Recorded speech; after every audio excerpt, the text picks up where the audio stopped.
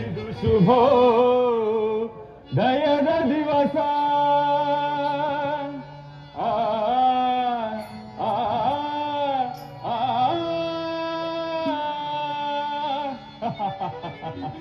ಜಾಲಬ್ರಹ್ಮ, ಇದು ಶುಭೋದಯದ ದಿವಸ. ದದಿ ಸುಧಾಕರರಿಂದ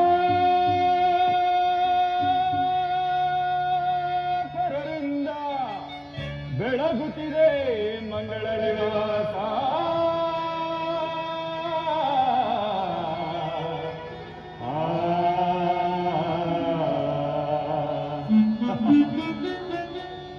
ಮಧುವಣಿಗರನು ನೋಡುವೆನು, ಮಧುವಣಿಗರನು ನೋಡುವೆನು. ಆ ಆ ಆ ಮಧುವಣಿಗರನು ನೋಡಿದೆನು, ಮುದದಿ ಬೆಳಗಲಿದೆ ಕಲ್ಯಾಣ ಏ ದಕ್ಷಲೋಕದಲ್ಲಿ.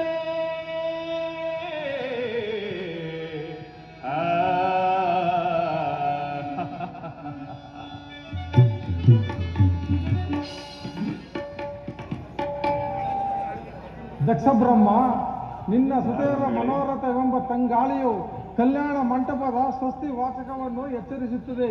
ಆದ್ದರಿಂದ ನೀನು ಮಾಡುತ್ತಿರುವ ಕನ್ಯಾದಾನದಿಂದ ಅನೇಕ ಫಲಗಳನ್ನು ಗಳಿಸಿಕೊಂಡು ಸುಖವಾಗಿ ಬಾಳು. ಕಲ್ಯಾಣವಾಯಿತು ಈ ಕಲ್ಯಾಣ ಮಂಟಪಕ್ಕೆ ಬ್ರಹ್ಮಚಾರಿಯ ದರ್ಶನದಿಂದ. ಒಟುದೇವ, ನಿಮ್ಮ ಆಗಮನದಿಂದ ನನ್ನ ಸುಪುತ್ರಿಯರ ಕಲ್ಯಾಣ ಮಂಟಪವು ಪವಿತ್ರವಾಯಿತು. ಸಾರ್ಥಕವಾಯಿತು ನಿನ್ನ ಜನ್ಮ ದಕ್ಷದೇವ.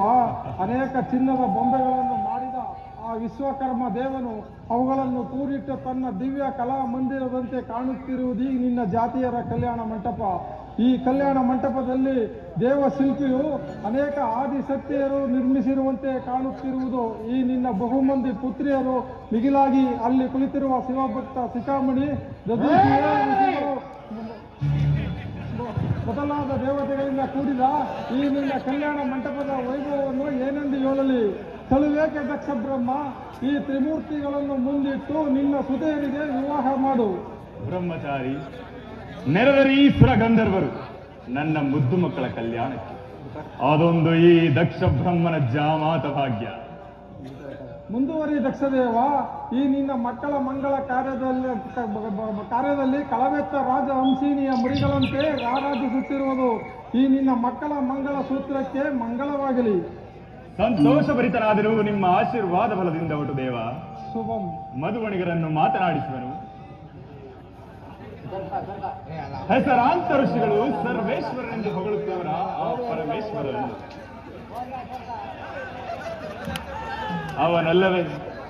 ಅವನಲ್ಲವೇ ನನ್ನ ಮುದ್ದು ಮಗಳಾದ ಸತಿಗೆ ಮಧುವಣಿಗನಾಗಬೇಕು. ಇದರಲ್ಲಿ ನಿಮ್ಮ ಅಭಿಪ್ರಾಯವೇನು ಗುರುದೇವ?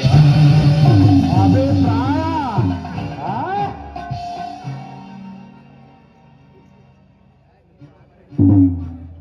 ಅಭಿಪ್ರಾಯ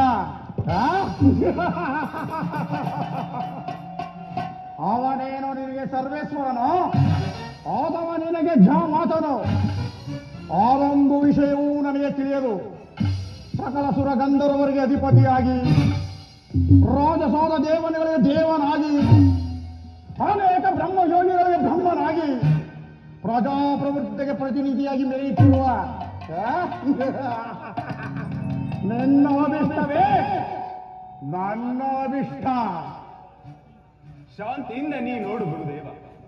ನನ್ನ ಸಕಲ ಕಾರ್ಯಗಳನ್ನು ಆಲೋಚಿಸುವಾಗ ನೀನಾಗಿರುವೆ ನನಗೆ ಕಾರಣ ಆದ ಗುರುದೇವ. ಅಲ್ಲದೆ ನನ್ನ ಪಂಚಭೂತ ಕರ್ಮದ ಬಂಧವನ್ನು ನುಗ್ಗೊತ್ತಿ ಕಳೆವಾಗ ನೀನಾಗಿರುವೆ ನನಗೆ ಮೋಕ್ಷಪತಿ ಆದ ಗುರುದೇವ.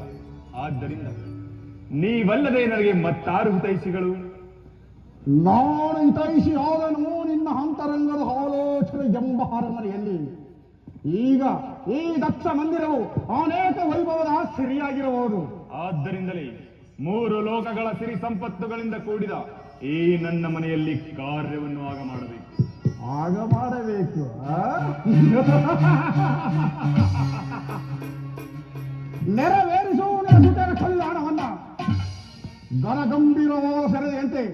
ಶಾಂತವಾಗಿ ರಂಜಿಸುವ ಈ ನಿನ್ನ ಮಂದಿರದಲ್ಲಿ ಶಾಂತವಾಗಿ ಈಜಾಡ ನಿನ್ನ ಪುತ್ರಿಯರು.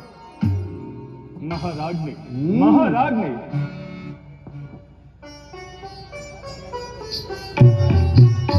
ಬಾ ಶಂಕರ ಬಾ.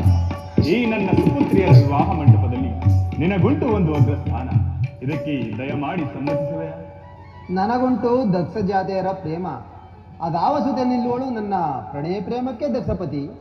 ಅವಳೇ ನನ್ನ ಕಿರಿಯ ಮಗಳು ಸತಿ ಎಂಬ ಸುರಸುಂದರಿ. ಸಂತೋಷವಾಯಿತೇ ಸಾಂಬಶಿವ?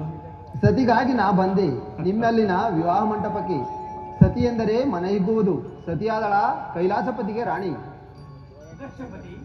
ಹಮಾರ ಲೋಕದ ಜ್ಯೋತಿಯಾದಳ ಸತಿಯಮ್ಮ ನಿನ್ನ ಮಗಳು. ಅದನ್ನು ವೇಗಿಸಿದ ನೀನೇ ಭಾಗ್ಯಶಾಲಿ. ಧನ್ಯನಾದೆ.